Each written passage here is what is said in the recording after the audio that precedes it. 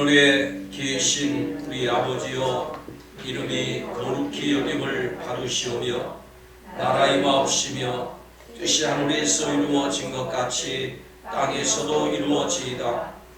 오늘날 우리에게 일용할 양식을 주옵시고 우리가 우리에게 죄 지은 자를 사하여 준 것 같이 우리의 죄를 사하여 주옵시고 우리를 시험에 들게 하지 마옵시고 다만 악에서 구하옵소서.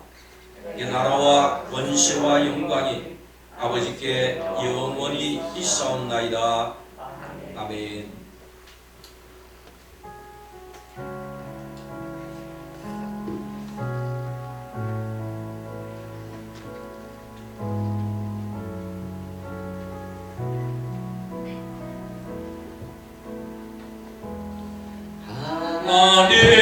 하나님은 너를 지키시는 자, 너의 우편에 그늘 계시니 낮에 해와 밤에 달도 너를 해치 못하니 하나님은 너를 지키시는 자, 너의 환난을 면케 하시니 그가 너를 도우시리라. 너의 주님을 지키시리라. 눈을 들어 산을 보아라. 너의 동 어디서나 천지 지으신 너를 만드신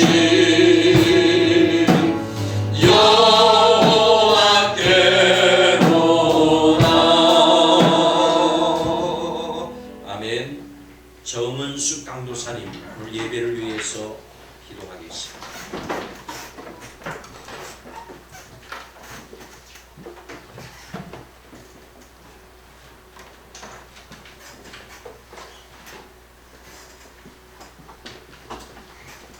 같이 기도하겠습니다.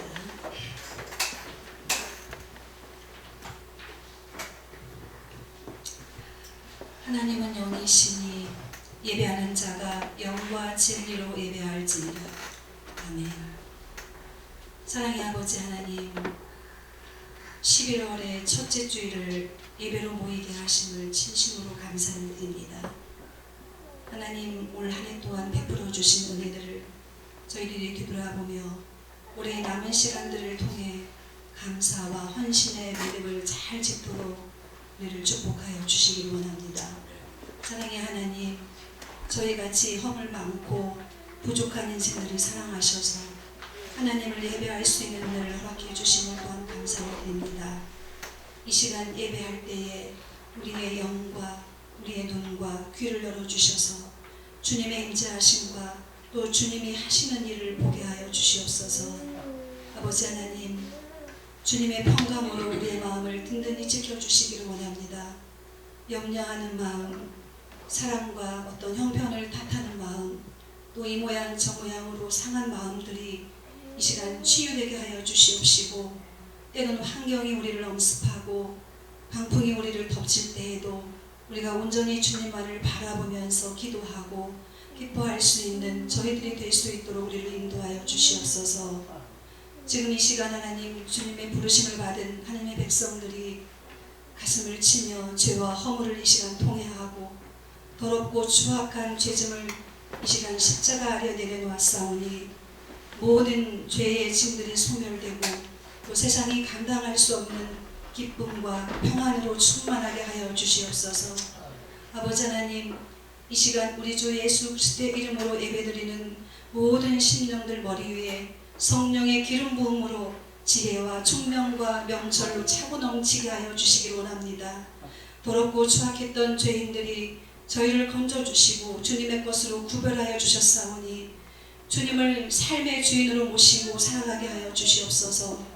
주님을 알고 주님을 증거하는 일이 얼마나 가장 고귀한 일임을 다시 한번 알게 하여 주시고 그것을 위해 우리의 유익이나 우리의 자기중심적인 가치관을 포기할 수 있도록 이 시간 은혜를 베풀어 주시옵소서.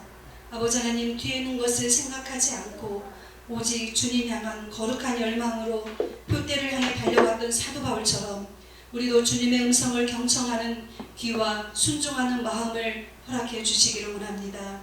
세상 사람들의 절망과 탄식 소리에 우리의 귀를 열게 하시고 복음과 영광과 능력을 회복하여 우리의 발걸음이 세상의 등불과 소망의 빛이 되게 하여 주시옵소서.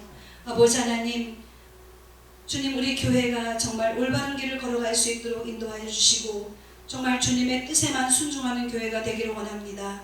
주님이 이루어 가시는 시대의 위대한 그 영적 흐름 가운데 우리에게 맡겨주신 사명의 몫을 잘 감당하게 하여 주옵시고 주님의 은혜와 능력으로 우리 교회와 우리 교회 가정과 우리 다음 세대들, 아버지 하나님, 주일학교, 중고등부, 청년부, 하나님 모든 자들이 주님의 복음 증거자가 되어 이 지역 사회를 복음으로 변화시키고 한국 땅과 또 세계를 변화시키는 놀라운 은혜를 허락하여 주시기를 원합니다.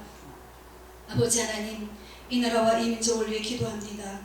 진보와 보수가 다툼 가운데 있는 이 나라 이 민족을 기억하시고 백성들과 유정자들이 자신의 들보를 먼저 보고 깨닫게 하여 주시고 백성들은 나라를 위해서 기도하게 하시고 유정자들은 오직 국민을 위해 헌신하는 그런 평화의 나라가 되게 하여 주시옵소서. 이 시간 말씀을 전하실 사자 목사님을 위해 기도합니다. 세상 속에 영향력을 잃어가는 교회를 다시 치유하고 회복하는 하나님 메신저로 쓰임받을 수 있도록 도와주시옵시고 인격과 영성과 지성이 균형 잡힌 하나님의 목회자가 되게 하여 주셔서 하나님의 뜻에는 담대함으로 또한 연약한 영혼들에게는 한없는 사랑의 목자로 쓰임받게 하여 주시옵소서. 목사님의 가정과 또 건강과 하나님 늘 그 가정 위에 함께하여 주시고 비전과 말씀으로 기름진 목양 현장이 되게 하여 주시옵소서. 저희들 오늘 선포하는 말씀을 정성된 마음으로 받게 하시고 또 아멘으로 화답하여 하늘로부터 내려오는 축복이 차고 넘치게 하여 주시옵소서. 아버지 하나님, 찬양으로 주님 앞에 나아가는 찬양대의 찬양과 헌신에 하나님의 성령의 충만한 기름을 부어주시기를 간곡히 원합니다. 성령의 충만함을 허락하여 주시고 교회의 각 지체와 예배를 돕는 섬김의 손길들을 위해 능력을 더하셔서 하나님께는 기쁨과 영광이 되게 하여 주시옵소서. 모든 것 감사드리며 예수 그리스도의 이름으로 기도하옵나이다. 아멘.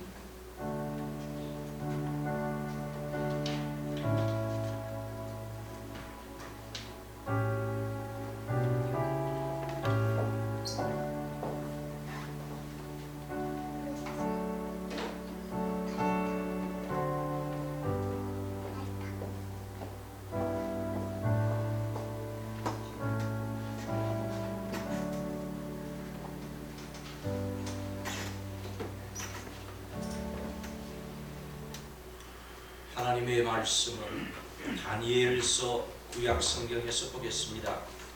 다니엘서 1장 1절에서 8절까지 그리고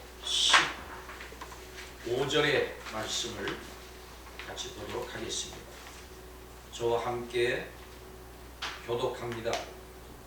다니엘서 1장 1절에서 8절까지 제가 첫 절을 읽겠습니다.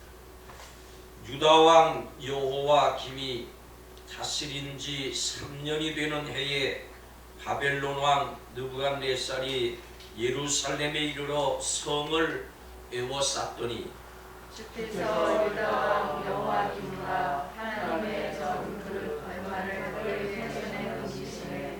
그가 그것을 가지고 이스라엘 땅 자기 신들의 신전에 가져다가 그 신들의 보물 창고에 두었더라. 왕이 환관장 아스부나스에게 말하여 이스라엘 자손 중에서 왕족과 귀족 몇 사람 곧 흠이 없고 영광과 아름다우며 모든 지혜를 통찰하며 지식에 통달하며 학문에 익숙하여 왕궁에 설만한 소년을 데려오려 하고 그들에게 갈대아 사람의 학문과 언어를 가르치게 하였고 또 왕이 지정하여 그들에게 왕의 음식과 그가 마시는 포도주에서 날마다 쓸 것을 주어 3년을 기르게 하였으니 그 후에 그들은 왕 앞에 서게 될 것이더라. 그들 가운데는 유다 자손 곧 다니엘과 하나냐와 미사엘과 아사야가 있었으니 환관장이 그들의 이름을 고쳐 다니엘은 벨드사살이라 하고 하나냐는 사드릭이라고 하고 미사일은 메삭이라고 하고 아사라는 아벤느고라 하였더라. 다니엘은 뜻을 전하여 왕의 음식과 그가 마시는 포도주로 자기를 더럽지 아니하게 하고 자기를 더럽지 아니하도록 환관장에게 구하니 15절 열흘 후에 그들의 얼굴이 더욱 아름답고 살이 더욱 윤택하여 왕의 음식을 먹는 다른 소년들보다 더 좋아 보인지라. 아멘. 주위의 분들 한번 같이 인사 나누십시다. 잘 오셨습니다. 환영하고 사랑합니다. 아멘.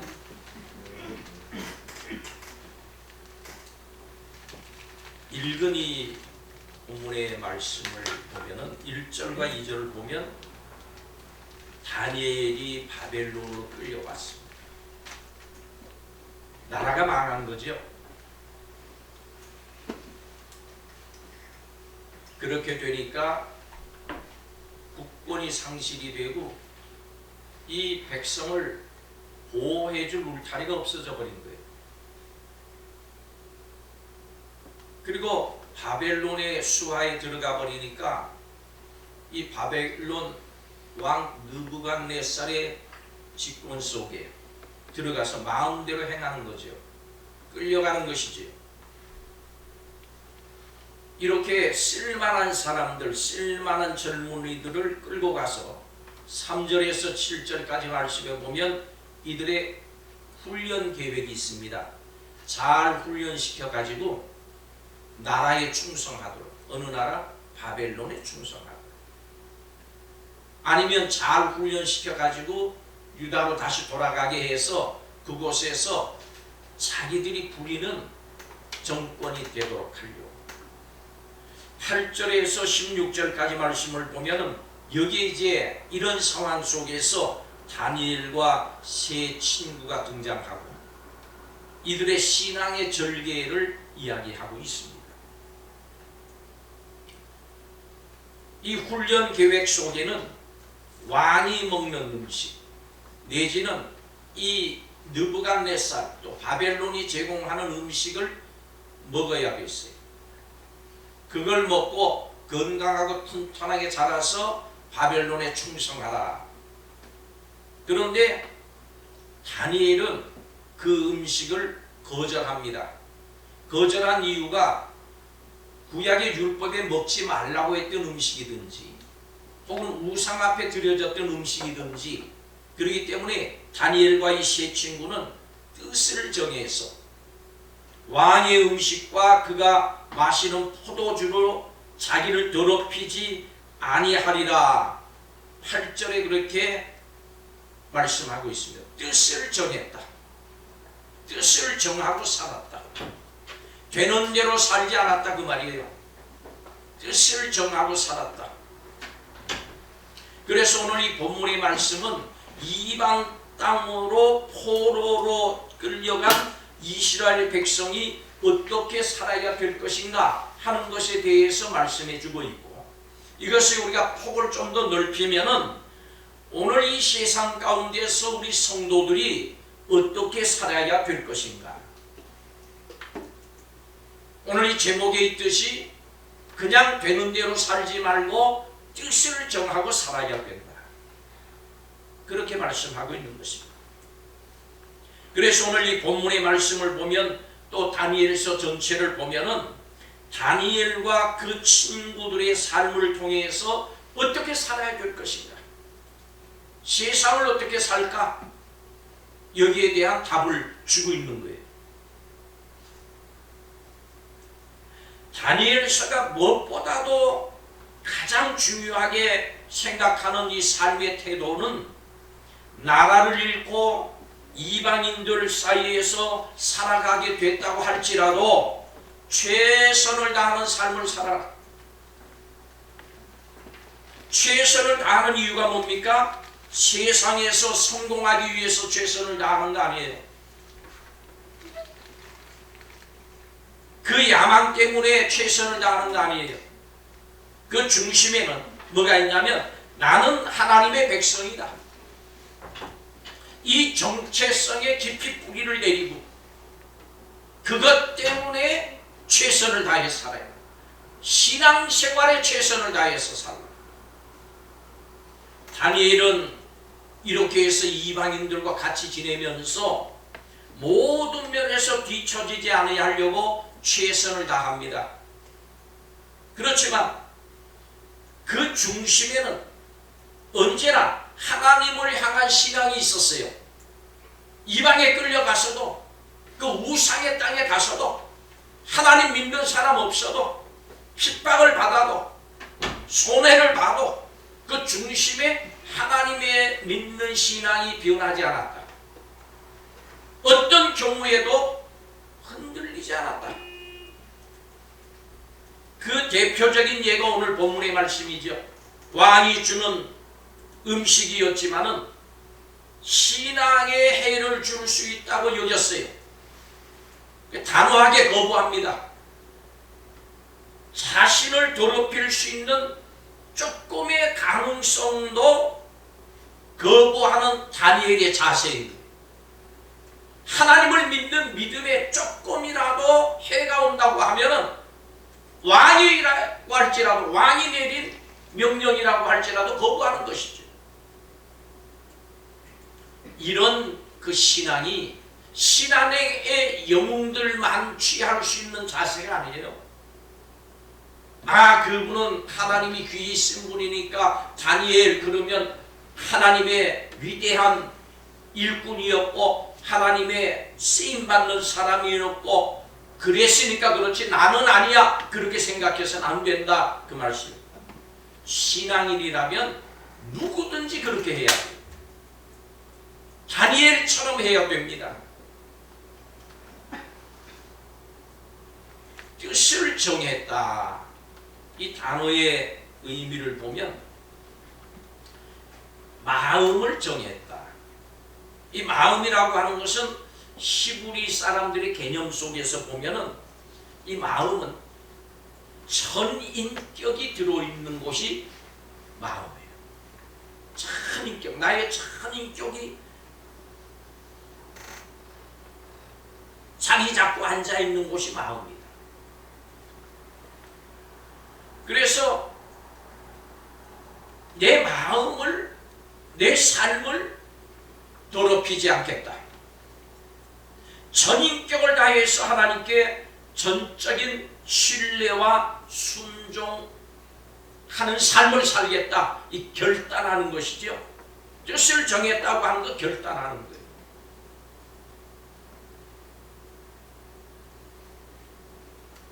우리는 우리의 삶 속에 이 뜻을 정하는 것이 필요합니다. 오늘 이 시대에 다니엘처럼 뜻을 정해야 돼요. 왜냐하면 세상이 악한 것으로 꽉 차 있습니다. 유혹이 많습니다. 더러운 영, 어두움의 영들로 꽉 차 있어요. 마귀는 자기의 때가 당한 줄 알고 믿는 사람까지도 유혹을 해서 불신의 세상으로, 불평과 불만의 세상으로, 어두운 세상 가운데로 이끄는 거예요. 그래서 하나님의 뜻을 따르지 못하게 합니다. 눈을 가리웁니다. 하나님을 보지 못하게 만들어요. 세상의 여러 것에 마음이 분산되게 만듭니다. 집중하지 못하는 거예요. 하나님의 뜻에 하나님에게 집중하지 못하는. 성경은 말씀하기를 무릇 지킬 만한 것보다 내 마음을 지키라. 우리 예배 예를 들면 예배 속에는 우리 하나님만 향해야 돼요. 아멘. 하나님만 생각하고 하나님께만 드려야 되는데 이 성령의 충만함이 사라지면 그 하나님만 보는 것이 아니라 다른 것을 더 크게 보게 돼요. 하나님을 예배하는 신령과 진정으로 예배하라. 신령과 영과 진정으로 예배하는 그것보다 다른 도구들, 다른 사람들, 다른 방법들, 다른 것들을 보게 해가지고 마음을 뺏기게 만드는, 마음이 분산되게 만드는, 이게 마귀의 핵책인 거예요. 마귀는 믿는 사람까지라도 유혹해서 지옥 자식을 만들려고 하는 때인 것입니다. 세상은, 이 세상의 분위기를 보니까 우리 마음을 지켜야 되겠어요. 뜻을 정해야 되겠어요. 마음을 정하지 않으면 안 돼요. 왜? 이 세상 하도 말이 많은 세상입니다. 말로 꽉 찬 세상이요. 우리를 자극하는 말, 우리에게 어두운 생각을 갖게 하는 말, 우리를 삶의 구렁텅이에 빠뜨리는 말, 영적인 어두움에 들어가게 하는 말. 그래야 이 세상은 말도 많고 탈도 많은 세상이라 그러잖아. 그래서 죄 짓기 딱 좋은 세상이다. 죄의 달콤한 유혹들이 있어요. 그래서 하나님보다 내 마음이 크게 만들고 하나님을 보는 눈보다 다른 것들을 보는 것을 또 귀중하게 여기게 만들어 버리는 거예요. 그래 지옥 자식을 만들고 신앙에서 믿음에서 떠나가게 하는 겁니다. 디모데후서 3장 1절에서 5절까지 말씀해 보면 말세의 징조에 대해서 말씀해요. 오늘 이 시대가 이런 시대예요. 알고 계시겠지만 한번 들어보세요. 너는 이것을 알라. 말세에 고통하는 때가 이르리니 사람들이 자기를 사랑하며 돈을 사랑하며 자랑하며 교만하며 비방하며 부모를 거역하며 감사하지 아니하며 거룩하지 아니하며 무정하며 원통함을 풀지 아니하며 모함하며 절제하지 못하며 사나우며 선한 것을 좋아하지 아니하며 배신하며 조급하며 자만하며 쾌락 사랑하기를 하나님 사랑하는 것보다도 더한다. 이게 말세의 징조거든요. 딱 이런 세상 아닙니까? 이런 세상이기 때문에 어떻게 해야 되느냐? 뜻을 정해야 돼. 뜻을 정하고 사셔야 돼.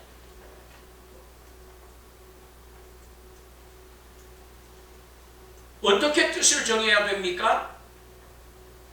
하나님 뜻을 따라서 정해야 돼요. 인간의 뜻을 따르는 게 아니에요. 하나님이 뭘 원하시는가? 하나님이 기뻐하시는 게 뭔가? 어떻게 하면 하나님을 기쁘시게 해드릴까? 이것에 초점을 맞추고 뜻을 정하셔야 돼요. 그리고 그것을 정했으면 변하지 말아야 돼요. 한 우물을 파요. 이 이유 저 이유 되면서 우리 신앙의 절개를 함부로 포기하지 말고 바꾸지 말아야 돼요. 세상 그런 얘기를 합니다. 로마에 가면 로마법을 따라야 된다. 그것은 우리 중에는 누구도 유별나게 살 수 있는 사람이 없다 그 말이에요. 그렇지만 그건 세상 법이에요. 우리의 신앙의 원리는 변하면 안 되는 거예요. 다니엘이 위대한 이유가 뭡니까?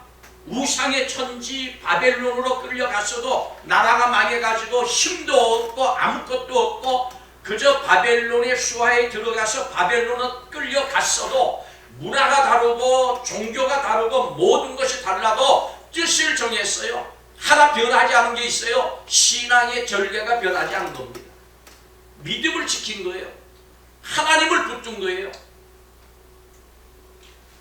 그래서 우리는 혼자라도 절개 있게 어떤 상황 속에 들어가든지 이 신앙의 절개를 지킬 수 있는 용기가 필요한 것입니다. 신앙의 진리를 지키려면 용기가 있어야 돼요. 용기가 없으면 안 돼요. 담대해야 돼요. 여호수아에게 강하고 담대하라, 강하고 담대하라. 좀 우리 성도들이 이 아침 시간 강하고 담대한 성도들이 되시기를 주의 이름으로 축복합니다. 강해야 돼요. 왜? 세상이 어지러우니까, 세상에 유혹이 많으니까, 하나님에게서 떠나게 하는, 생각을 떠나게 하고 운동을 떠나가게 하는 이런 일들이 많기 때문에 마치 오늘 이 시대에는 다니엘이 우상의 한복판에 들어간 것처럼 이 세상의 한복판 속에 우리 성도들이 있기 때문에 다니엘처럼 신앙의 절개를 지키려면 뜻을 정하고 살아야 돼요. 뜻을 정하고 살려면 용기가 있어야 용기가. 마음 약해서 그러면 안 돼요. 강하게 해야 돼요. 담대하게 해야 돼요. 신앙의 절개를 지켜야 되는 거예요. 팀 켈러가 쓴 예수라고 하는 책에 이 용기에 대해서 얘기를 해주고 있는 부분이 있습니다. 그걸 제가 오늘 좀 인용을 할게요.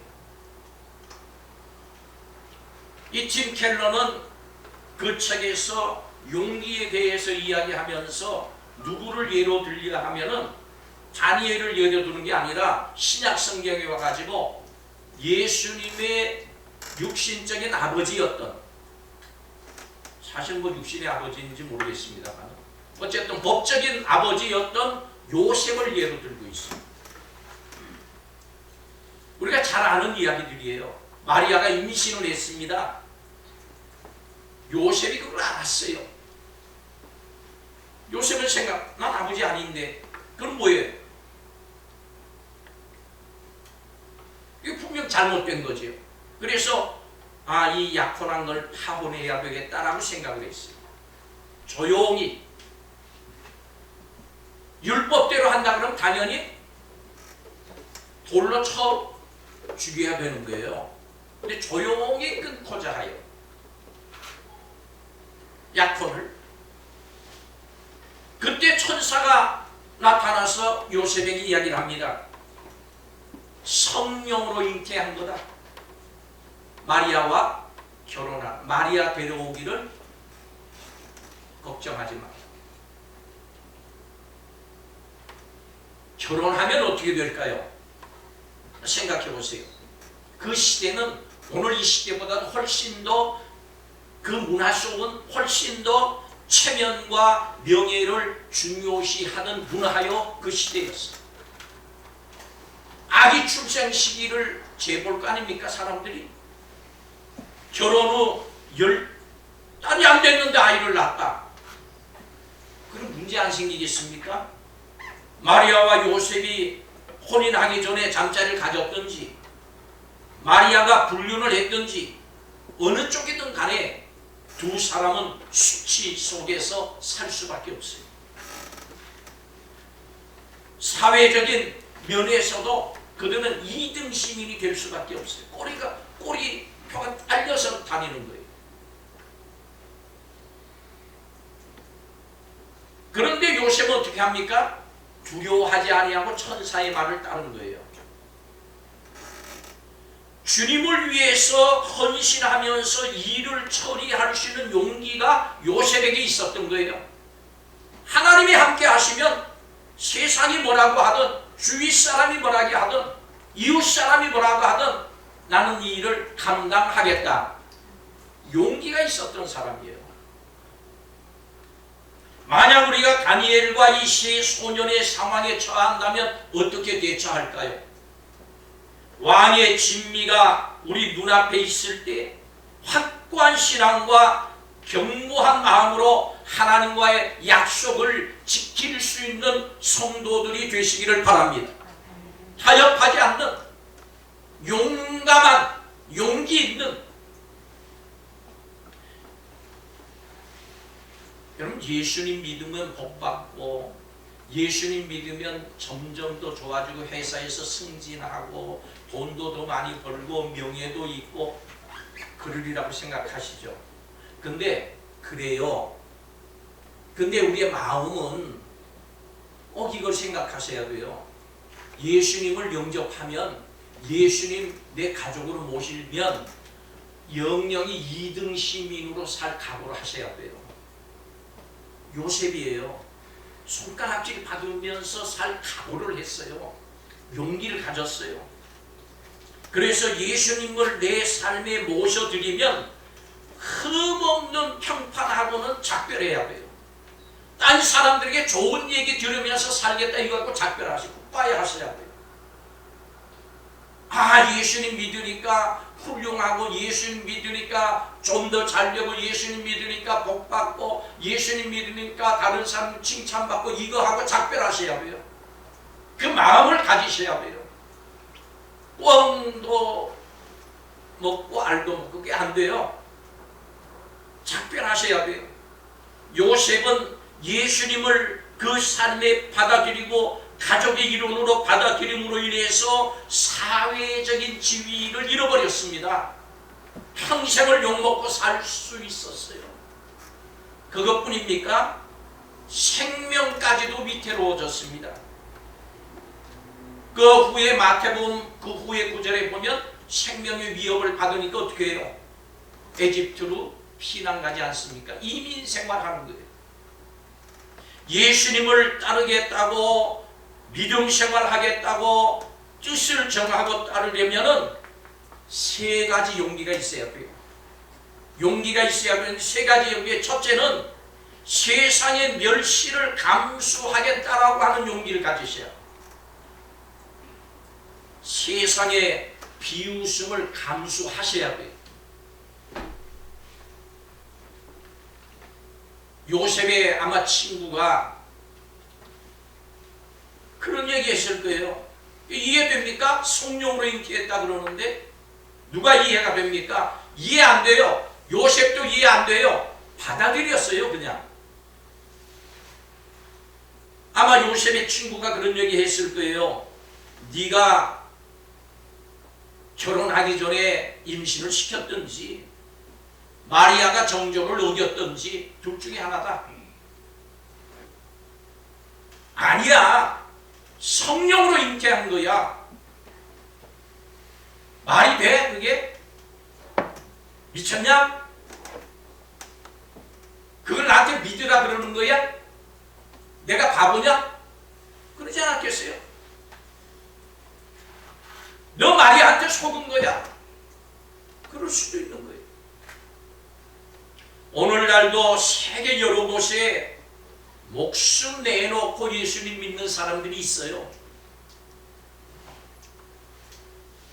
그렇지는 않아도 신앙을 지키려고 하는 사람들을 조롱하고 멸시하는 세상인 것이에요. 나 예수님 믿어. 너 뭐 나상 하나 빠진 사람 같다. 야, 그거 뭐 믿는다고 되냐, 그게? 그래서 이런 세상에 당당히 맞서려면 뭐가 필요해요? 용기가 필요한 것입니다. 요셉처럼 많은 사람들이 도무지 우리를 이해하지 못해요.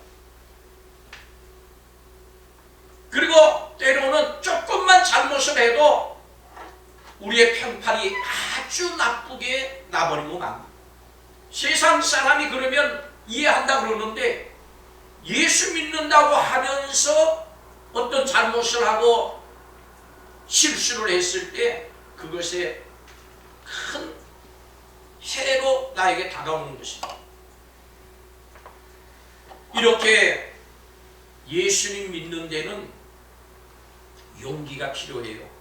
세상의 멸시를 감수하는 용기가 필요해요. 남편에게 핀잔받을 생각, 아내에게 핀잔받을 생각, 때로는 자녀에게, 때로는 부모님에게 핀잔받을 용기를 가지셔야 하고 감수할 용기를 가지셔야 합니다. 십자가 지고 나를 따르라. 두 번째로는 내가 결정할 권리를 내려놓는 용기가 있어요. 무슨 얘기냐 하면 천사가 요셉에게 아들의 이름을 지어주지 않습니까? 이름을 예수라 하라. 당시 문화는 아버지의 절대적인 권한 중에 하나가 뭐냐 하면 아이의 이름을 짓는 거예요. 자기 자녀 이름을 자기가 짓는 거예요. 요셉에게서 그 권리를 뺏었어요. 그 권리를 빼앗은 천사는 무슨 얘기냐면 예수님이 네 삶에 계시면 내가 그분의 주관자가 이제 아니다. 태어날 그 아기가 너를 주관할 것이다. 이 얘기. 이런 사람들이 있습니다. 나는 기독교인이 되는 데 관심이 있어. 그렇지만 기독교인이 된다고 해서 이것저것 하라 그러고 이것저것 해야 된다 그러면 난 싫어. 이렇게 여기까지는 하는데 더 이상은 내가 못해. 여기까지는 내가 할 수 있는데 더 이상은 싫어.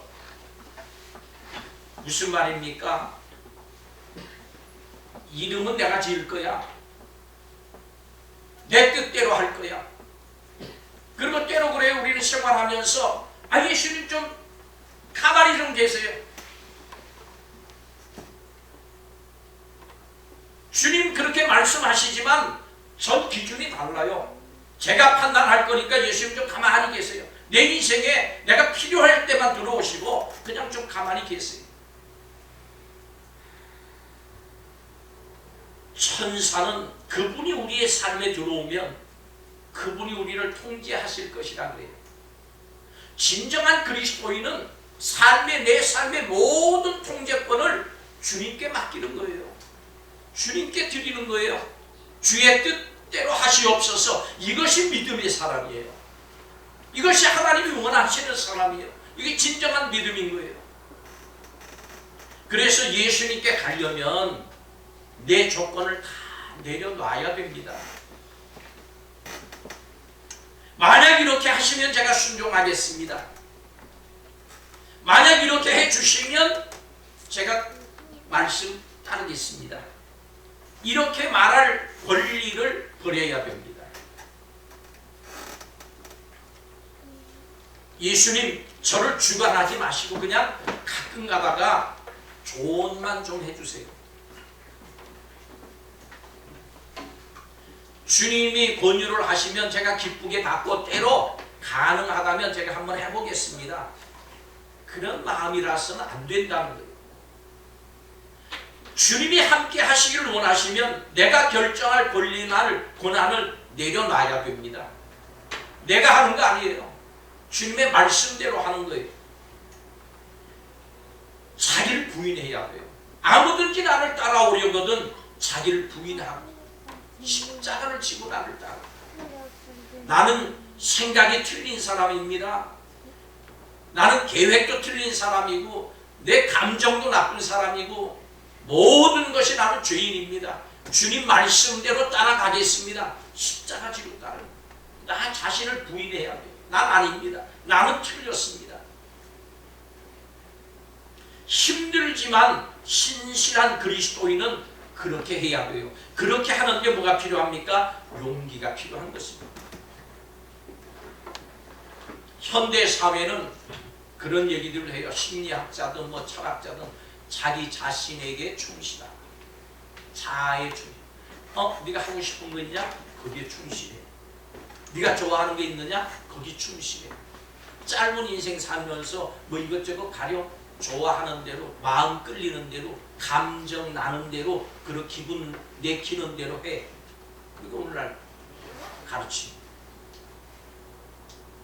그래서 항상 내 자신의 가장 깊은 꿈을 이루고 가장 깊은 갈망을 채우려고 합니다.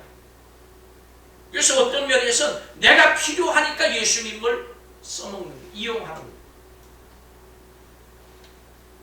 그런데 한 가지 알아야 될 것은 자아에 충실하라 그러지만 분명한 자아는 언제든지 수시로 변합니다. 요도가 하는 거예요. 무릇 내게 오는 자가 자기 부모와 처자와 형제와 자매와 도기 자기 목숨까지 미워하지 않으면 능히 내 제자가 되지 못한다. 그렇게 이렇게 자기를 부인하려면 용기가 있어요. 예수님이 내 삶에 들어오기 전에는 사실은 내 자신이 우리가 누군지 알 수가 없어요. 내 자신의 정체성을 모르는 거예요. 예수님께 순종할 때 비로소 나는 내가 누군가 알게 됩니다. 깨닫게 됩니다. 우리를 지으신 분이 누군지, 무엇을 위해서 지음 받았는지, 무엇을 해야 되는지, 무슨 일이 맞는지, 이것은 예수님이 내 속에 들어오셔야 가르쳐 주시는 거예요. 깨달아지는 거예요. 여기에 용기가 필요한 것이, 예수님께 모든 것을 내드려야 돼요. 내 자아를 내려놔야 돼요. 내 생각을 내려놔야 돼요. 내 자신을 부인해야 돼요. 내 생각 틀렸습니다. 내 삶이 지금까지 잘못된 삶을 살았습니다. 고백해야. 또 하나의 용기가 필요하다고 얘기합니다. 죄인임을 인정하는 용기가 필요합니다. 여러분, 근본적으로 나는 죄인입니다 이렇게 고백할 수 있는 용기가 없다 그러면 예수님을 인격적으로 알 수 없어요. 예수님의 사명이 뭡니까? 마태복음 1장 21절에 보니까 이는 그가 자기 백성을 그들의 죄에서 구원할 자이심이로라. 예수님이 나에게 능력 주시고 나를 사랑하러 오신 분 아닌가요? 그것도 맞지만 제일 먼저는 뭐냐 하면 예수님은 나를 용서해 주러 오신 거예요. 아멘. 내 죄를 용서해 주러 오신 거예요. 내가 죄인이기 때문에 오신 거예요. 모든 것은 여기부터 시작되는 거예요. 죄 용서한 후에 하나님의 능력도 있고 하나님의 사랑도 나타나는 거예요. 그래서 가장 먼저 우리가 예수님을 믿을 때 고백해야 되는 것이 뭐냐 하면 뼈저리게 하나님 앞에 진심의 고백이 있어야 되는 것이 뭐냐 하면 나는 죄인입니다. 이거 고백해요. 죄를 졌기 때문에 죄인 아니에요. 죄인이기 때문에 죄를 짓는 거예요. 밥 먹듯이 죄를 짓습니다. 왜? 죄인이니까. 뿌리가 죄인이니까.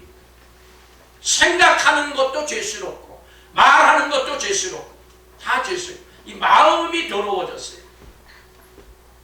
마음이 죄인이 됐어요. 이 마음에서 나오는 모든 것이 죄의 투성이인 것입니다. 이걸 용서해 주시러 주님이 오신 거예요. 이 용서 받으려면 어떻게 해야 돼요? 나는 죄인인 것을 먼저 고백해야 되는 거예요. 나는 죄인입니다. 나는 도덕적으로 실패한 사람입니다. 나는 윤리적으로 실패한 사람입니다. 마음과 목숨과 뜻을 다해서 저는 하나님을 사랑하지 못한 사람입니다.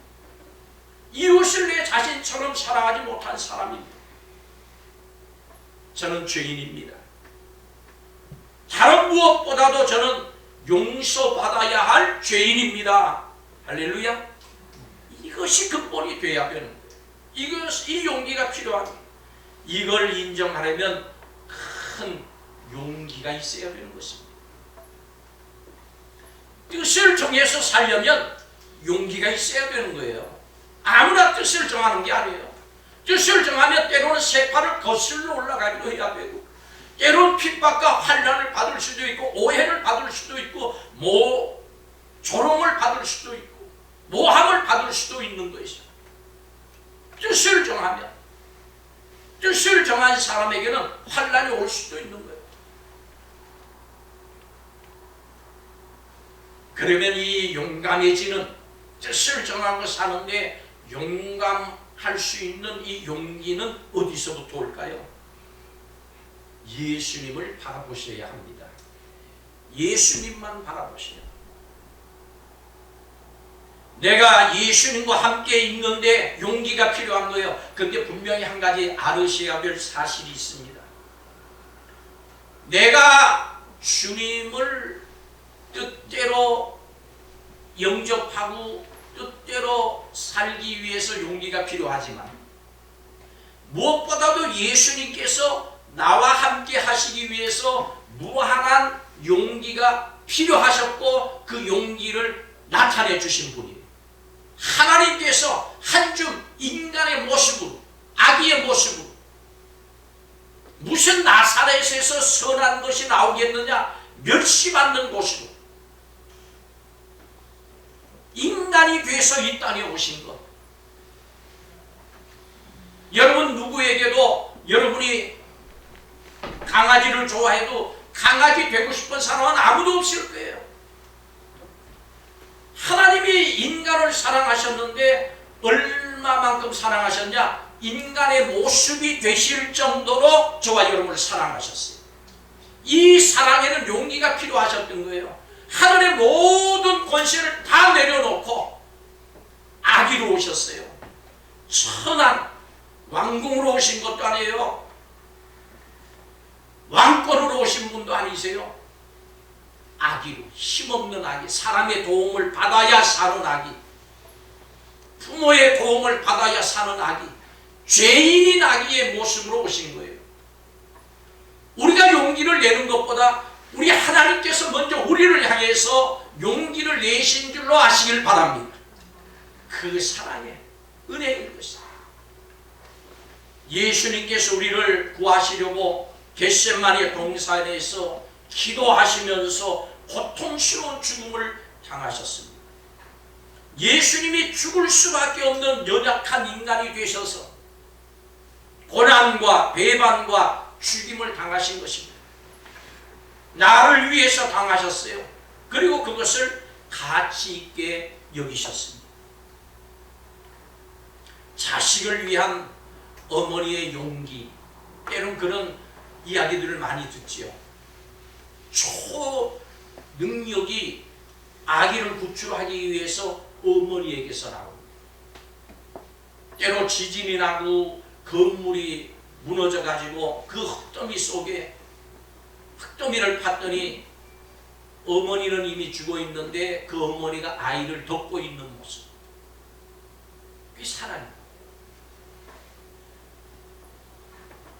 자식을 위한 어머니의 용기, 어디서 나오는 것인가? 사랑에서 나오는 것입니다. 예수님께서 우리를 위해 행하신 모든 일들의 그 이유는 뭐냐? 사랑하시기 때문에. 나를 위해서 이 모든 일을 행하신 예수님을 보십시오. 그러면 용기가 납니다. 그럼 용기가 생기는 거예요. 주님이 나를 위해서 이렇게 용기를 내시고 이렇게 은혜를 베풀어 주셨으니 어찌 보답할꼬? 믿음으로 살겠습니다. 환난 속에서도 핍박 속에서도 조롱과 모함 속에서도 믿음으로 살겠습니다. 비웃음 속에서도 믿음으로 살겠습니다. 이것이 다니엘이 뜻을 정한 것입니다. 사랑하는 여러분, 이 11월 한 달 우리 성도들이 무릎 지킬 만한 것보다 마음을 잘 지키셔서 뜻을 정하고 하나님의 뜻대로 믿음을 잘 지켜가는 복된 한 달이 되시기를 바랍니다. 그렇게 뜻을 정하셔야 돼요. 이 아침 시간 나는 예수를 위해서 살겠다. 예수님의 말씀대로 살겠다. 정하시기를 바랍니다. 굳게 다짐하시기를 바랍니다. 다음 시간으로 미루지 말고 집에 가서 하겠다고 얘기하지 마시고 다음에 하겠다고 말씀하지 마시고 지금 이 시간 뜻을 정하십시오. 하나님의 함께 하심의 역사, 하나님이 돌보시는 역사 절대 여러분을 손해가게 안 하실 거예요. 여러분의 삶을 엉망진창으로 만드시 않을 거예요. 뜻을 정한 사람에게 길이 보이고 뜻을 정한 사람에게 하나님께서 함께 하셔서 그 길 속에 많은 기쁨과 감사가 넘치게 하실 줄로 믿습니다. 그리고 하나님의 뜻이 이루어지고 우리의 심령이 기쁘고 가정이 잘 되고 여러분의 일터 속에서 우리의 교회 속에서 우리의 자녀들 속에서 아름다운 역사가 일어날 줄로 믿습니다. 뜻을 정하시기 바랍니다. 복된 이 주일 아침이 되시기를 주의 이름으로 축복합니다. 기도드리겠습니다. 좋으신 하나님, 다니엘이 뜻을 정한 것처럼 흉흉한 세상 속에 유혹과 원수마귀 사탄이 활개를 치는 이 세상 가운데 뜻을 정하고 승리하는 성도, 하나님 앞에 영광을 돌릴 수 있는 온 성도들이 되게 하여 주시옵소서. 이 시간 하나님 앞에 예물을 드립니다. 정성으로 준비하고 주님 앞에 드립니다. 기뻐 받아 주시옵소서. 예수님의 이름으로 기도하옵나이다. 아멘.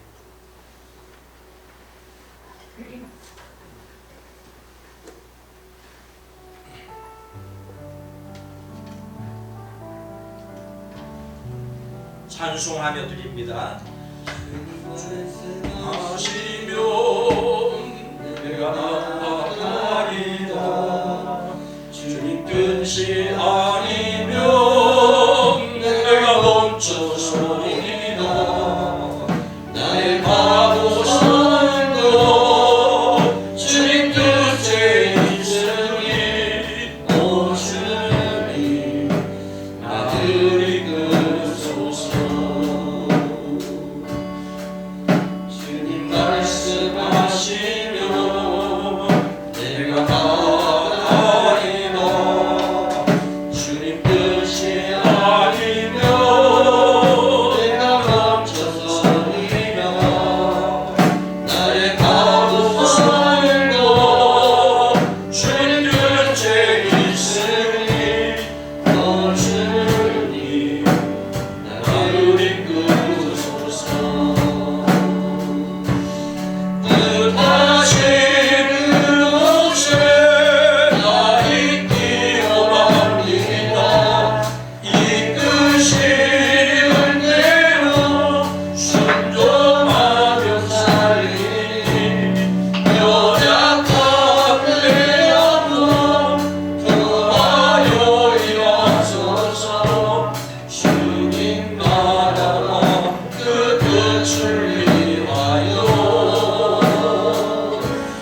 뜻하신 그곳에 나 있기 원합니다. 이끄시는 대로 순종하며 살리니 연약한 내 영혼 통하여 일하소서. 주님 나라와 그 뜻을 위하여 오 주님이 나를 이끌소서. 내일은 우리 11월 첫날 새벽 기도회로 모이겠습니다. 그래서 온 성도들이 새벽 기도회에 참석하고 기도로 첫날을 시작하는 우리 성도